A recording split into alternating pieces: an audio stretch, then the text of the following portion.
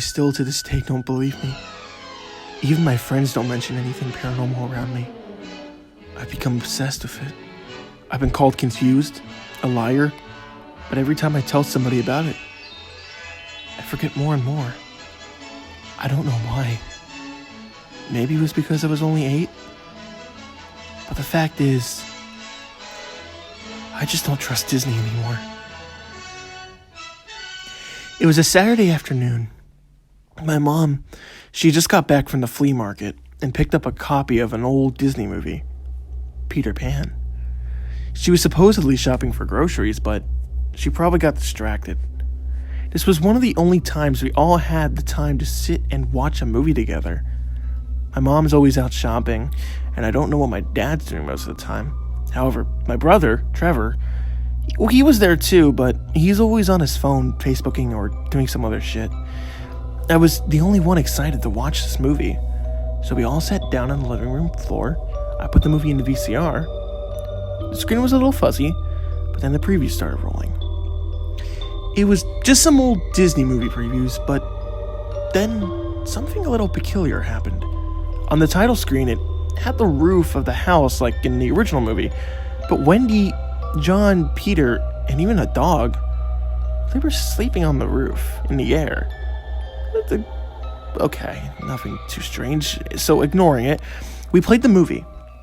It was the same as it should have been until it came to the part where Peter's shadow came into the room.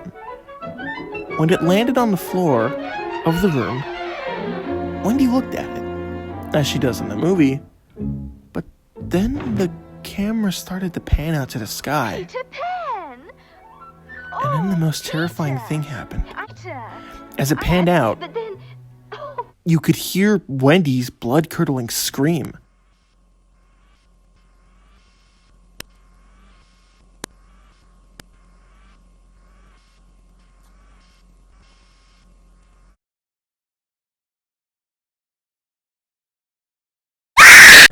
My dad panicked and went to the VCR and took out the tape as soon as it went wrong. He told us that it was just glitching and then told us to go to bed. Trevor and I, we were scared shitless. So we slowly went to the bed. I slept on the bottom bunk and he slept on the top. About 3 hours, we laid down. Trevor was too tired to stay up, but I could not go to sleep. Being only 8, I started to sing my favorite song, Day in the Life by the Beatles, to help me fall asleep. Soon enough I did, but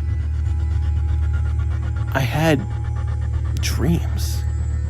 And these weren't normal dreams. They were dreams filled with the horrific screams of Wendy and what Peter's shadow might have done to her. Morning came fast, and my mom and dad told Trevor and I to not tell anybody about the movie. As hard as it was, we didn't. When we were on our way home, we both thought we were being followed. We just ignored it because we thought it was just the paranoia. We had a pretty normal afternoon after our dinner, but then after we went to bed. Being not as paranoid or as scared as we were yesterday, we both were able to get some sleep, but then I woke up about 12:30 and I heard something. It jingled, and it was fairly quiet. And then the lamp on my nightstand knocked over. I was too scared to do anything about it, so I slumped in my covers and closed my eyes. After about 30 minutes, I looked up at the underside of the top bunk to see Peter's shadow.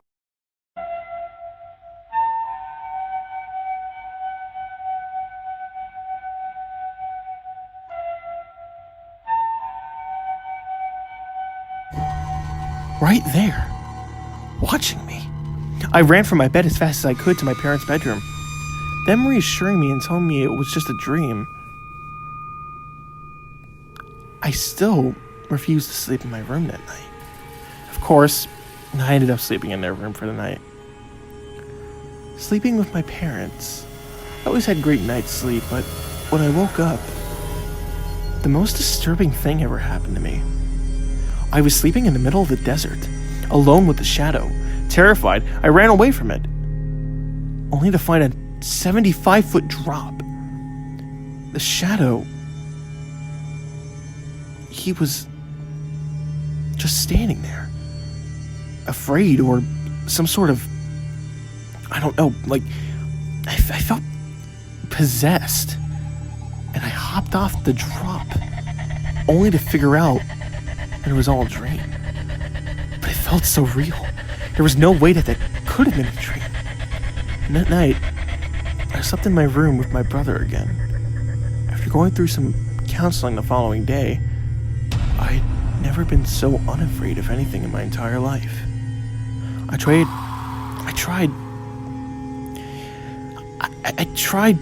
waiting for the shadow to appear on the underside of my bed so I could confront it, but I got too tired and fell asleep, waking up in the middle of the night for the same reason I did the night before. I looked to see the shadow watching me. I then reached out where the knife of the shadow would be, and I got a migraine and stopped. I looked at the head of the shadow and stared. Then, becoming conscious, I crawled into a ball under my covers. I started singing the song Day in the Life by the Beatles to calm me and forget about everything that had to do with this nightmare. And then I noticed I wasn't the one singing it. And Trevor, he started screaming, and I ran out of my bunk, and I turned on the light, and Trevor looked at me, and he was crying. I looked at the underside of the top bunk to see a red piece of paper crumbled up in a ball.